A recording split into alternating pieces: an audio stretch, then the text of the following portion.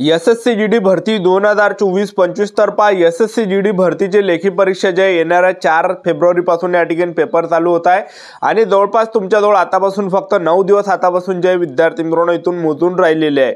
तर आपल्याला जे विद्यार्थी मित्रांनो जीके मधले कोणकोणते या ठिकाणी टॉपिक कव्हर करावे लागणार आहे जेणेकरून तिथून काही ना काही प्रश्न या ठिकाणी बनणार आहे। तर असे मी तुम्हाला काही टॉपिक या ठिकाणी सांगणार आहे की आपल्याला जे कोणकोणत्या टॉपिक मधून वाचायचं आहे जेणेकरून तेच प्रश्न परीक्षेला विचारले जाणार आहे आणि आपल्याला मार्क त्या ठिकाणी चांगल्या पद्धतीने पडणार आहे जीके। तर जीकेचा जो पार्ट आहे विद्यार्थी मित्रांनो जीके एकदा आपल्याला जे मेरिट मध्ये सुद्धा आणते आणि जीके जर समजा आपला चांगला नसेल तर आपल्याला मेरिट उरून खाली सुद्धा आणते। ठीक आहे, जीके चांगला असेल तर मेरिट पर्यंत सुद्धा पोहोचून देते। तर एवढं खास टॉपिक म्हणजे जीके एसएससी जीडी भरतीमध्ये तर कुठून किती प्रश्न विचारले जाणार हे मी तुम्हाला आजच्या व्हिडिओच्या माध्यमातून सांगणार आहे। त्याचबरोबर एसएससी जीडी भरतीचा अभ्यासाचं नियोजन आपल्याला कशा प्रकारे करावं लागणार आहे, कशा प्रकारे चालू ठेवावं लागणार आहे तर संपूर्ण माहिती तुम्हाला सांगणार आहे। आजचा व्हिडिओ खूप महत्त्वाचा होणार आहे, व्हिडिओ शेवटपर्यंत बघा आणि व्हिडिओला आताच लाईक करा।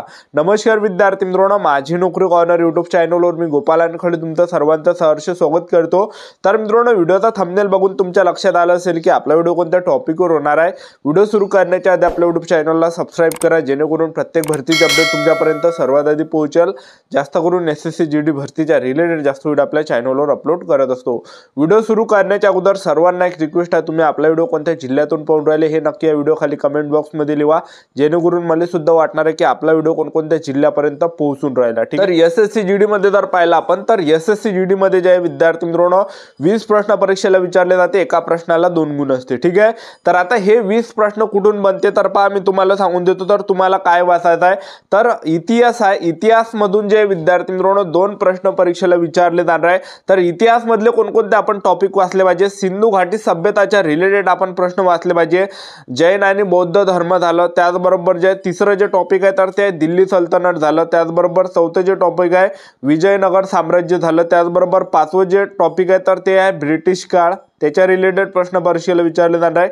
आणि 6वा जो टॉपिक आहे तर तो आहे 1857 ची क्रांती काँग्रेस इतिहास। ठीक आहे, आणि त्याचबरोबर आपल्याला जे 7वं जे काही आंदोलन आपल्याला वाचावं लागणार आहे आणि 8वं जे टॉपिक आहे तर ते या ठिकाणी संस्था व संस्थापक तुम्हाला त्या ठिकाणी ठीक आहे जसा ब्राह्मण समाजचे संस्थापक कोण आहे। ठीक आहे, अशा प्रकारे त्याचबरोबर जे भारताचे महत्त्वपूर्ण युद्ध जेवढे पण झाले ते तुम्हाला वाचावं लागणार आहे।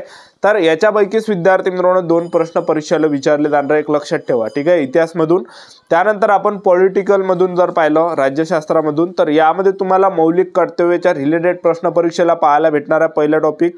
दुसरा जो टॉपिक आहे अनुसूचित संविधानचे भाग तुम्हाला वाचावं लागणार आहे।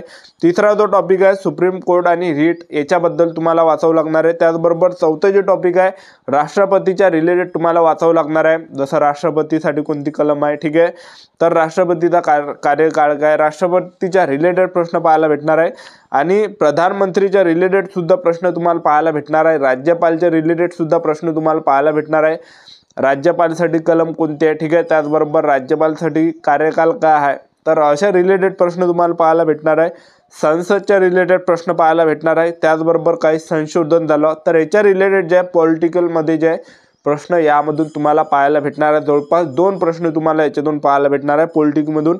तर झाले किती हे 4 आणि 2 प्रश्न तुम्हाला पाहायला भेटणार आहे भूगोलमधून। तर भूगोलमध्ये पहिला जो टॉपिक आहे भारताच्या नद्या तुम्हाला वाचायचे आहे, त्याचबरोबर दुसरा जो टॉपिक आहे भूगोलमध्ये तर तो आहे भारताचे पर्वत तुम्हाला वाचावं लागणार आहे, त्याचबरोबर तिसरा जो टॉपिक आहे दर्रे, जे पण दर्रे आहे तर दर्रेच्या रिलेटेड प्रश्न तुम्हाला वाचायचे आहे। आणि चौथा जो आपला टॉपिक आहे तर तो आहे बांध। ठीक आहे, जे पण डॅम त्याला डॅम सुद्धा म्हटलं जाते, बांध तुम्हाला या ठिकाणी वाचून जावं लागणार आहे। ठीक आहे, कोणकोणत्या राज्यामध्ये कोणते बांध झालं। ठीक आहे, बांध झालं, त्याचबरोबर जे 5वं जे मुख्य पहाडी आहे, पहाड्याच्या रिलेटेड प्रश्न विचारले जाणार आहे, खासी पहाड आहे, कुकडे आहे, दक्षिणमध्ये आहे की उत्तरमध्ये आहे। ठीक आहे, पहाडी हे वाली त्याचबरोबर पहाडी कोणत्या राज्यामध्ये आहे बा। ठीक आहे, शौर्य पहाडी आहे कोणत्या राज्यामध्ये, तर याच्या रिलेटेड प्रश्न तुम्हाला पाहायला भेटणार आहे 2। ठीक आहे, तर झाले किती हे 6। त्याचबरोबर जे 2 प्रश्न तुम्हाला पाहायला भेटणार आहे इकॉनॉमिक्स अर्थशास्त्राचे 2 प्रश्न पाहायला भेटणार आहे। तर अर्थशास्त्रामध्ये तुम्हाला काय वाचून जायचं आहे, पंचवार्षिक योजना तुम्हाला पाठ करून जायच्या पुरे। ठीक आहे, जेवढ्या पण पंचवार्षिक योजना पुरं पाठ करून घ्या, पहिली पंचवार्षिक ते या ठिकाणी 12वी पंचवार्षिक पण पंचवार्षिक योजना आहे, तर ह्या संपूर्ण पंचवार्षिक योजना तुम्ही वाचून जा. ठीक आहे. त्याचबरोबर त्यामध्ये जे यामध्ये विकास दर काय होता, पहिल्या पंचवार्षिक योजनेचा विकास दर काय होता, 7व्याचा विकास दर काय होता, तर हे सर्व तुम्ही वाचून द्या. आणि त्याचबरोबर काय काय त्या ठिकाणी लक्ष होतं. ठीक आहे. तर हे सर्व तुम्हाला पंचवार्षिक योजना पाठ करून जावं लागणार आहे.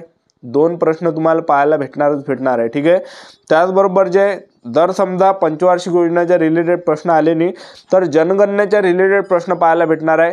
सर्वाधिक लिंगानुपात कोणत्या राज्याचा आहे. ठीक आहे. त्याचबरोबर सर्वात जास्त साक्षरता दर कोणत्या राज्यात आहे.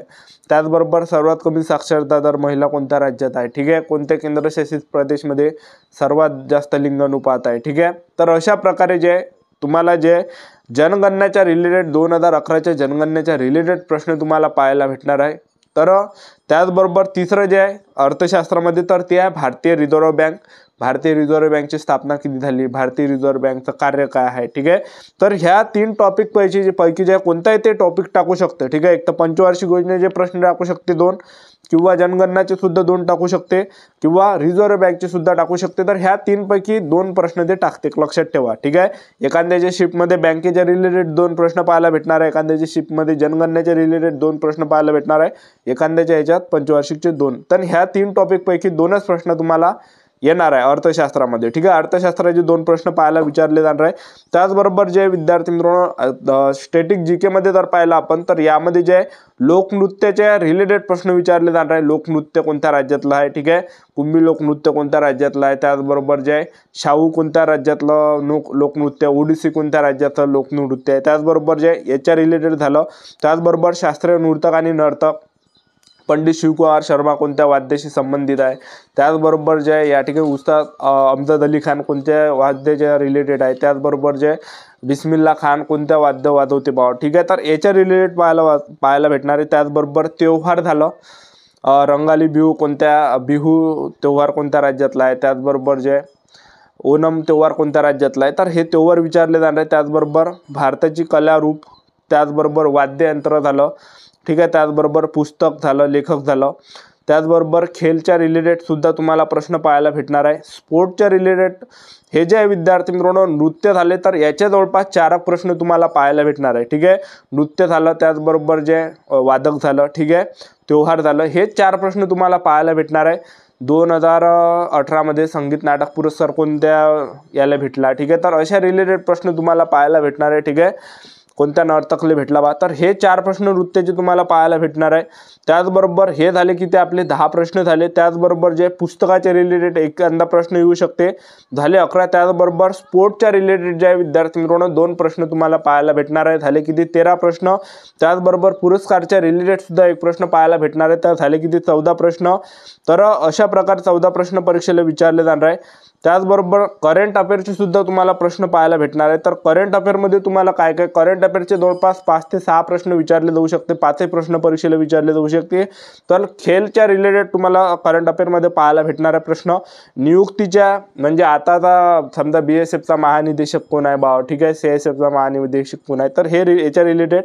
त्याचबरोबर महत्त्व दिवस आणि थीम या ठिकाणी, त्याचबरोबर पुरस्कार आणि सन्मान, त्याचबरोबर शिखर संमेलन, तर याच्या रिलेटेड तुम्हाला प्रश्न पाहायला भेटणार आहे. तर आतापासून आपल्याला SSC GDचे जे विद्यार्थी मित्रांनो 2 मॉक टेस्ट जे तुम्हाला रोजच्या रोज लावायचे आहे. प्रत्येक एका दिवशी जे विद्यार्थी मित्रांनो 2-2 मॉक टेस्ट लावा आणि कुठं आपले कमी मार्क पडणार तिथं जास्तीत जास्त जोर देण्याचा प्रयत्न करा. ज्या ठिकाणी आपले प्रश्न चुकून राहिले तर ते तुम्हाला जे त्या ठिकाणी 2, तर एका दिवशी जे विद्यार्थी मित्रांनो आपल्याला 2 टेस्ट सिरीज सोडवावं लागणार आहे. तर एका दिवसाला 2 पेपर सेट तुम्ही सोडा जे मागच्या वर्षी झालेले आहे तेवाले. ठीक आहे. तर होती संपूर्ण महत्त्वाची माहिती. आजचा व्हिडिओ आवडला असेल तर व्हिडिओ लाईक करा, शेअर करा, सबस्क्राईब करा. आजच्यासाठी इथंच थांबतो. भेटूया नेक्स्ट व्हिडिओमध्ये. जय हिंद, जय भारत.